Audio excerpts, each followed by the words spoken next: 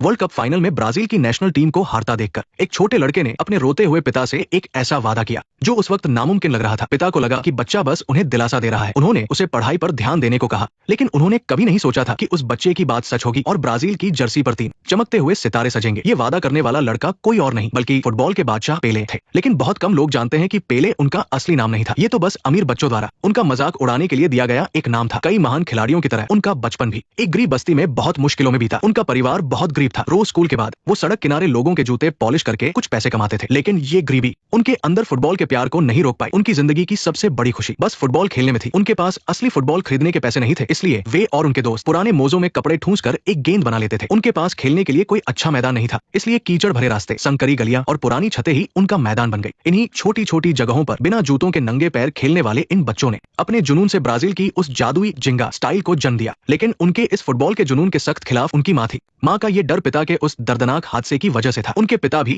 एक बहुत ही होनहार खिलाड़ी थे, लेकिन एक बार मैदान पर बुरी तरह चोटिल होने के कारण उनका घुटना हमेशा के लिए खराब हो गया और फिर क्लब ने भी उन्हें बाहर निकाल दिया। अब उनके पिता किसी तरह अस्पताल में टॉयलेट साफ करने जैसा छोटा काम करने को मजबूर थे और उनकी मां अमीर घरों में काम करके बहुत कम पैसे कमाती थी। मां के सख्त मना करने के बावजूद वो चुपचाप उनके साथ काम में हाथ बंटाने जाता था, क्योंकि वहां उसे तरह तरह की मिठाइयां खाने को मिल जाती थी। जब उसकी मां काम में बहुत व्यस्त होती थी तो वो चुपके से एक मिठाई चुरा लेता था। लेकिन उनकी किस्मत का पन्ना तब पलटा जब एक दिन कुछ घमंडी अमीर लड़के उस घर में आए और फुटबॉल की बातें करने लगे। लड़के से रहा नहीं गया और वो बीच में बोल पड़ा, लेकिन गलती से उसने मशहूर खिलाड़ी पेले का नाम पेले बोल दिया, जिस पर उन सब ने उसका बहुत मजाक उड़ाया। फुटबॉल की दुनिया पर राज करने वाले नाम पेले की शुरुआत इसी अपमान से हुई थी। शोर सुनकर मां भाग कर आई और बिना कुछ पूछे उन अमीर लड़कों से माफी मांगने लगी और उन्होंने उसे भी बहुत डांटा, जबकि वो अपनी बात समझाना चाहता था। अपनी मां को इस तरह बेबस देखकर वो लड़का गुस्से से भर गया। वहां से जाते हुए उसने चुपके से मेज पर रखा एक पुराना अखबार उठा लिया जिसमें बाउरू यूथ टूर्नामेंट की जानकारी छपी थी। उसने अपने मन में ठान लिया कि वो फुटबॉल खेलकर ही इन लोगों को जवाब देगा और अपनी मां का सम्मान वापस दिलाएगा। उसने तुरंत अपने दोस्तों को इकट्ठा किया और टूर्नामेंट में हिस्सा ले लिया। लेकिन जैसे ही सीटी बजी, मोजे की गेंद से खेलने वाले वो बच्चे असली फुटबॉल देखकर घबरा गए। कोई भी दोस्त सही से नहीं खेल पा रहा था। एक ने छाती से गेंद रोकनी चाहिए तो उसकी सांस ही अटक गई। लेकिन थोड़ी ही देर में गलियों में खेलने की अपनी आदत की वजह से इन बच्चों ने असली फुटबॉल पर अपना कब्जा जमा लिया। नंगे पैर होने के बावजूद उन्होंने विपक्षी टीम को छकाते हुए शानदार गोल दागे। वे कमाल का प्रदर्शन करते हुए सीधे फाइनल में पहुंच गए। लेकिन मैदान की सारी तालियां दूसरी तरफ बज रही थी, जहां फाइनल में उनका मुकाबला उन्हीं घमंडी अमीर लड़कों की टीम से होना था जिन्होंने अभी अभी एक बड़ी जीत हासिल की थी। उन अमीर लड़कों ने भी इन्हें देखा और बहुत बुरी तरह से उनका मजाक उड़ाया, जिससे ये बच्चे अपने मिट्टी से सने पैरों को देखकर शर्मिंदा हो गए। उस लड़के ने उसी वक्त तय किया कि पूरी टीम के लिए वे सब मिलकर जूते खरीदने के लिए पैसे जमा करेंगे।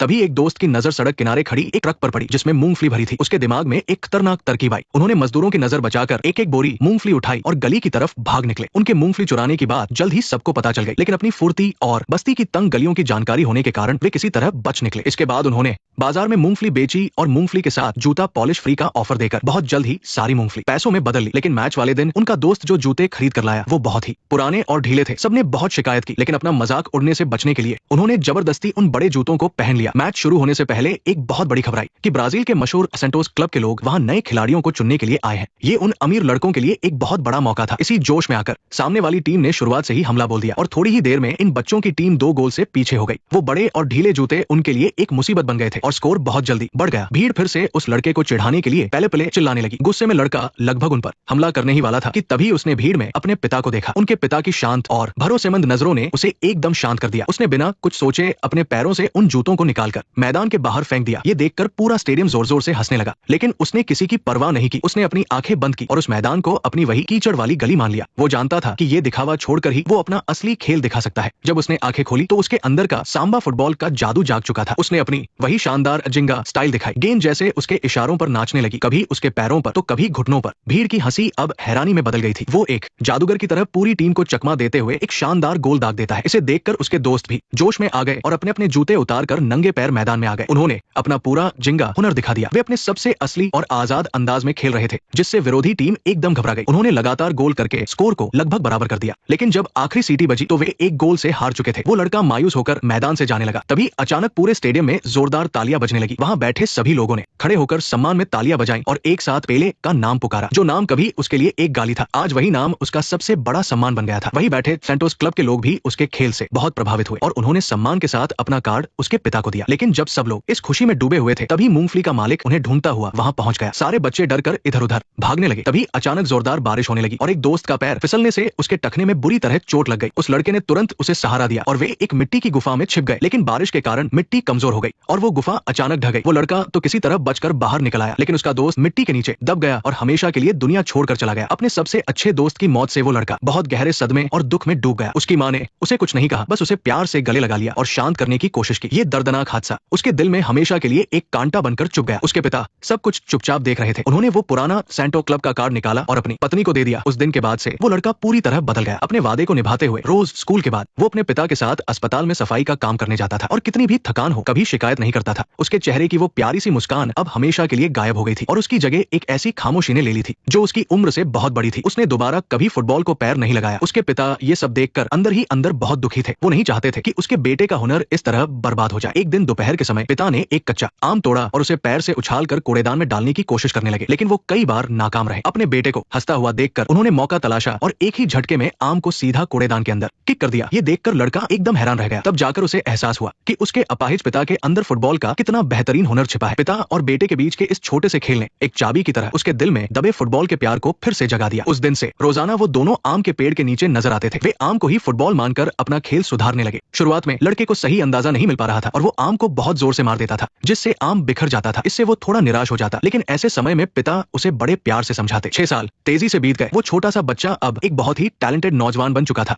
अपने पिता की ट्रेनिंग से उसका जिंगा स्टाइल अब एकदम परफेक्ट हो चुका था। उसकी माँ ने भी अपने बेटे की आंखों में फुटबॉल के लिए वो पुराना प्यार देख लिया था। पूरी रात सोचने के बाद आखिरकार उन्होंने उस क्लब के आदमी को फोन कर दिया। अगले दिन शाम को जब पिता पुत्र घर लौटे तो 6 साल पहले वाला वो व्यक्ति उनके घर पर इंतजार कर रहा था। उसने आधिकारिक तौर पर लड़के को सैंटोस क्लब में खेलने के लिए बुलावा दिया। लड़के ने अपनी माँ की तरफ देखा और उनकी हामी भरने पर उसके मन का सारा डर खत्म हो गया। जिस दिन उसे जाना था उसके माता पिता ने अपनी 3 महीने की कमाई से उसके लिए एक अच्छे कपड़े खरीदे। ट्रेन की आवाज के साथ वो नौजवान अपने परिवार की सारी उम्मीदें लेकर प्रोफेशनल फुटबॉल की दुनिया में कदम रख रहा था, लेकिन सपनों की दुनिया हकीकत से बहुत अलग थी। सैंटोस क्लब में अपनी पहली प्रैक्टिस के दौरान जब उसने अपनी आदत के अनुसार जिंगा स्टाइल में खेला तो कोच ने उसे बुरी तरह डांटा। उसके खेलने के तरीके को बदलने के लिए कोच ने उसे बार-बार पिछले वर्ल्ड कप में ब्राजील की बुरी हार का वीडियो दिखाया। उस समय ब्राजील के खिलाड़ी अपने व्यक्तिगत खेल में उलझकर यूरोप की सख्त रणनीति के आगे बुरी तरह हार गए थे। वो नौजवान कोच की बात समझ गया और उसने अपने असली अंदाज को दबाकर जबरदस्ती यूरोपियन स्टाइल में खेलना शुरू कर दिया। इसने उसकी आत्मा को पूरी तरह से कुचल दिया था। वो बार-बार गलतियां कर रहा था और टीम में एकदम साइडलाइन हो गया था। रात के अंधेरे में वो अक्सर रोता था, लेकिन अपने माता पिता की उम्मीदों के बारे में सोचकर वो सुबह होने तक प्रैक्टिस करता था। ये सब वो पुराना स्काउट देख रहा था जिसने सबसे पहले उसे खोजा था। उसे पता था कि इस लड़के को बस खुद को साबित करने का एक मौका चाहिए। लेकिन कुछ ही दिनों बाद आधी रात को स्काउट ने देखा कि लड़का अपना सूटकेस लेकर भागने की कोशिश कर रहा है। उसने उसे रेलवे स्टेशन पर रोका और पूछा कि वो अपना टैलेंट क्यों बर्बाद कर रहा है। लड़के ने उदास होकर कहा कि कोच को उसका जिंगा स्टाइल पसंद नहीं है और वो यूरोपियन तरीके से खेल नहीं पा रहा। अगर ऐसा ही चलता रहा तो आगे चलकर उसे टॉयलेट साफ करने की नौकरी भी नहीं मिलेगी। स्काउट ने एक गहरी सांस ली और उसे गंभीरता से जिंगा का इतिहास बताया। सदियों पहले पुर्तगाली लोग काले गुलामों को ब्राजील लाए थे। जुल्म सहने से इनकार करते हुए वो गुलाम जंगलों में भाग गए। वहां उन्होंने बचने और हमला करने की एक मार्शल आर्ट बनाई जिसे जिंगा कहा गया। गुलामी खत्म होने के बाद लोगों ने जिंगा को फुटबॉल में मिला लिया और ये ब्राजील की पहचान बन गया। लेकिन नेशनल टीम की लगातार हार के बाद जिंगा को ही हार की वजह माना जाने लगा और लोगों की नजरों में ये बस एक तमाशा बनकर रह गया। जब तुम्हारे अंदर हिम्मत होगी तब ये बातें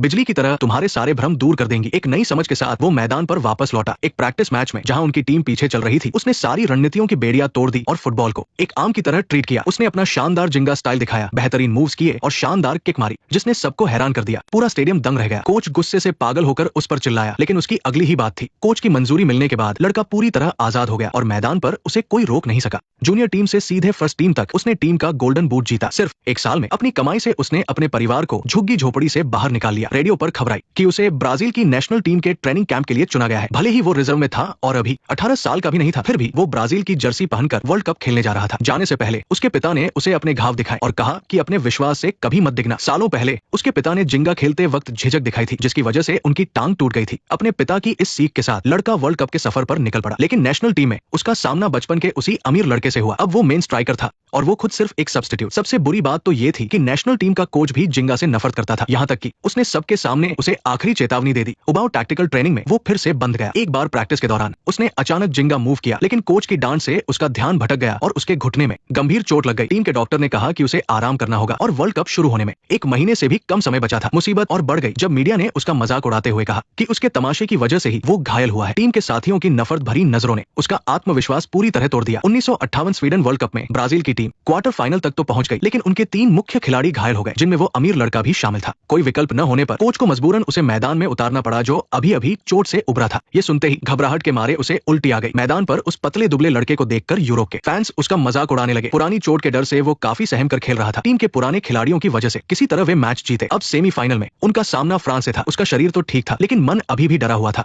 उसकी लगातार गलतियों की वजह से विरोधी टीम ने गोल कर दिया। हाफ टाइम पर उसने लगभग रोते हुए उस अमीर लड़के से कहा कि वो उसकी जगह खेल ले, लेकिन उसके इस पुराने दुश्मन ने अपने दिल की बात कही। दुश्मन की बातों ने उसकी आंखें खोल दी। दूसरे हाफ में उसने अपना सारा डर पीछे छोड़ दिया और बेहतरीन जिंगा फुटबॉल खेला। उसने 2 गोल दागे और वर्ल्ड कप के इतिहास की सबसे कम उम्र की हैट्रिक भी बनाई और अपनी कप्तानी में ब्राजील को फाइनल में पहुंचाया। उनका सामना अपने ही घर में खेल रही स्वीडन की टीम से था। मैच से पहले प्रेस कॉन्फ्रेंस में स्वीडन के कोच ने ब्राजील के खिलाड़ियों का मजाक उड़ाया। उसके पिता ने उसे दूर से कॉल किया और कहा कि उनके बहकावे में मत आना, खुद पर और जिंगा पर भरोसा रखना। टीम का तनाव कम करने के लिए उसने एक खेल खेलने का आइडिया दिया। एक संतरे से पूरी टीम होटल के गलियारे में की खेलने लगी। माहौल तुरंत खुशनुमा हो गया। कोच ने ये सब देख लिया। उस अड़ियल बूढ़े को आखिरकार अपनी गलती का एहसास हुआ। फाइनल से पहले ड्रेसिंग रूम में कोच ने अपनी सारी जिद छोड़ दी और टीम से अपने दिल की बात कही। मैंने आज होटल में जो देखा वो हमारा खेलने का तरीका है। वे कहते हैं कि हम उनके जैसा नहीं खेलते, ये सच है, लेकिन यही तो हमारी पहचान है। हमारे अंदर एक लय है, ये एक संगीत है, एक जज्बात है, ये ब्राजील का संगीत है। इसलिए कल जब तुम मैदान पर उतरो तो भूल जाना कि मैंने पिछले हफ्ते तुम्हें क्या बताया था। सब कुछ भूल जाना। 1958 का वर्ल्ड कप फाइनल शुरू हुआ। मैच शुरू हुए अभी कुछ ही मिनट हुए थे कि स्वीडन ने अपनी ताकत के दम पर गोल कर दिया। पूरा ब्राजील परेशान था। स्टैंड्स में बैठे ब्राजील के फैंस को देखकर लड़के को अपने पिता से किया वादा याद आया। वो अपने पिता को फुटबॉल के लिए कभी दोबारा रोने नहीं देगा। वो जिंगा का मजाक कभी नहीं उड़ने देगा। वो वर्ल्ड कप को ब्राजील वापस लेकर ही जाएगा।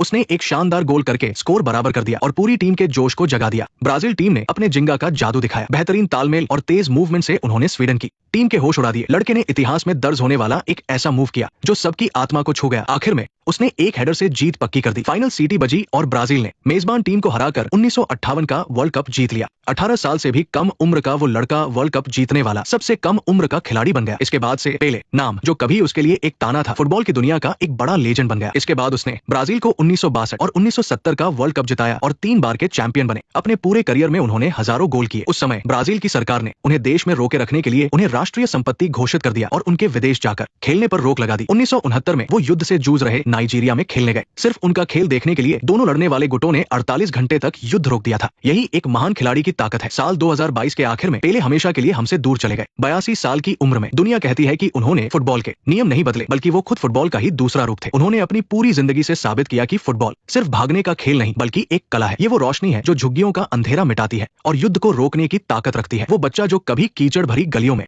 नंगे पैर फुटबॉल खेलता था, वो हमेशा के लिए यादों में बस गया है, लेकिन नंगे पैरों से खेले गए उस खेल से उसने जो रास्ता दिखाया वो अनगिनत सपने देखने वालों का मार्गदर्शन करेगा। उन्होंने हमें सिखाया कि चाहे आप कितने भी बुरे हालात में क्यों न हो, बस खुद को स्वीकार करने की हिम्मत रखो और अपना जिंगा खेलते रहो, तो तुम अपनी किस्मत खुद लिख सकते हो और अपनी जिंदगी के हीरो बन सकते हो। नेक्स्ट पार्ट देखने के लिए वीडियो को लाइक करो।